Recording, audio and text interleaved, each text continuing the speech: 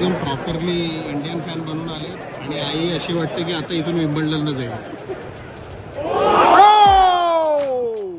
So हे आहे इथे लॉर्ड स्पोर्ट्स रेडिओ जे तुम्ही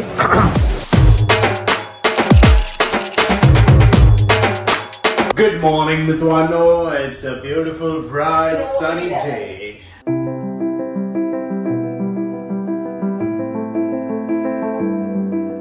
सो फायनली आम्ही पोहोचलो आहे लॉर्ड्स क्रिकेट ग्राउंडमध्ये. टॅक्सीवरून डिरेक्टली आलेलो आहे आणि कसं वाटतं? अरे क्रिकेटची पंढरी. कसं वाटतं? तुझं फर्स्ट टाइम आहे ना?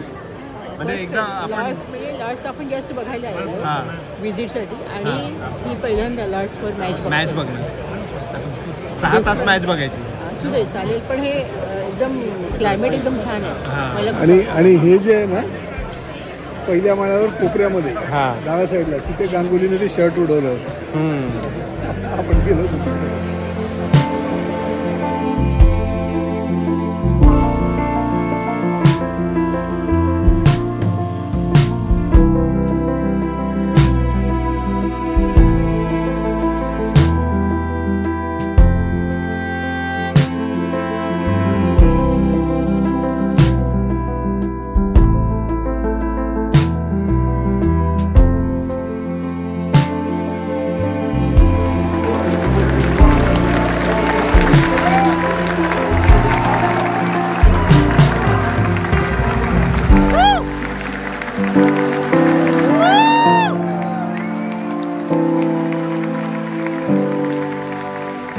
एकदम क्रिकेट 07 सारखं वाटतंय. एकदम इंग्लिशमध्ये कॉमेंट्री. लॉर्ड्स फायनली भाई.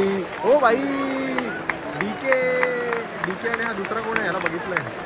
कोणता तरी क्रिकेटर तो ब्रॉड आहे मला असं वाटतं कदाचित. खरंच नाही खूप बाप वाटतं असं सनी मॉर्निंग्स आणि cricket 07 fans if you know सकाळची आपण घ्यायचो टेस्ट मॅच चालू करायचो आणि मध्येच सेव्ह वगैरे करून ठेवायचो आणि परत संध्याकाळी करायचो किंवा दुसऱ्या दिवशी खेळायचो.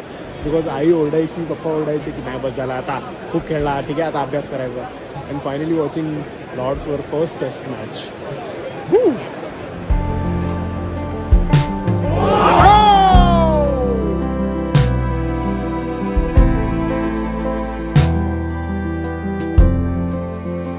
पप्पा एकदम प्रॉपरली इंडियन फॅन बनून आले आणि आई अशी वाटते की आता इथून विंबल्डनला जाईल. असे कपडे घातलेत एकदम इंग्लिश स्टाईल कपडे घातले प्रॉपर. सो हे आहे इथे लॉर्ड स्पोर्ट्स रेडिओ जे तुम्ही इथे विकत घेऊ शकता. आणि हे असा आहे विषय.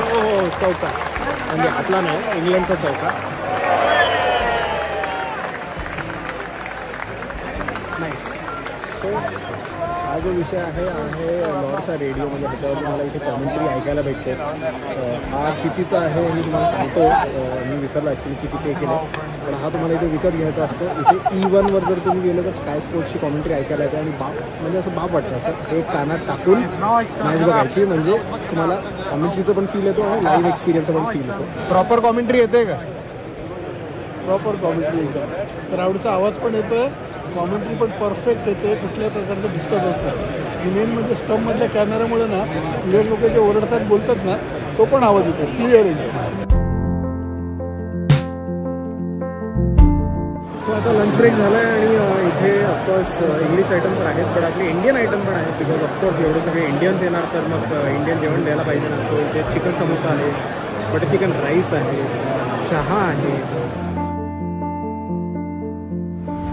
सो आता आम्ही थोड्या वेळ बाहेर आलो चिल करायला बिकॉज ऊन खूप जास्त आहे.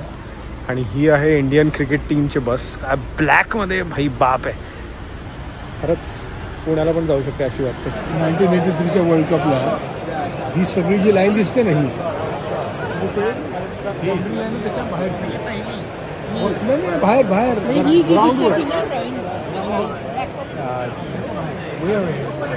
सगळे बसलेले होते. थापच्या थाप सगळे इथे पण येऊन अशी गर्दी सगळी.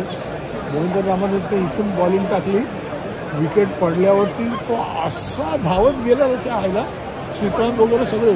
श्रीकांत पुढे गेलेला मागे आला आणि स्टंप उचली परत मागे पडाला. कारण इथून सगळी थापची थाप आली नाही. कपिल देवला अडवला इकडे का इकडे कुठेतरी अडवलं त्याला. तर तो असा धावत आल्यावर तो असा वळसा बेसा घालतो.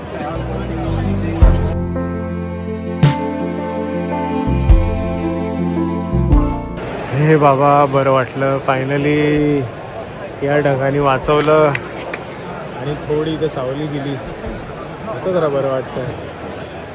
तर मुंबईसारखे चटके लागतात.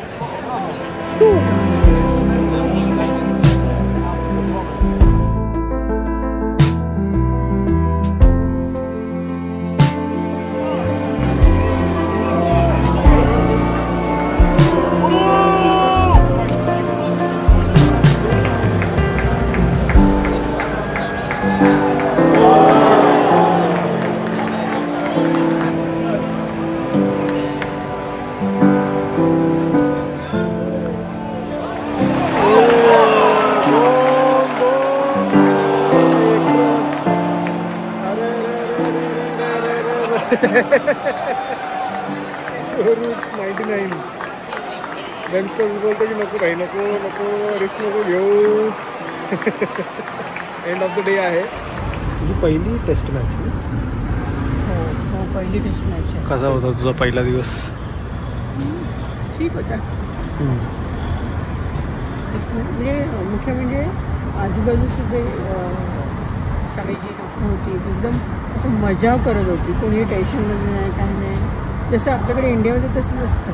सगळेजण ते तिथे जाण्यासाठी असं एकदम दमछाक करत असतात, मागे मागे सगळे धावत असतात.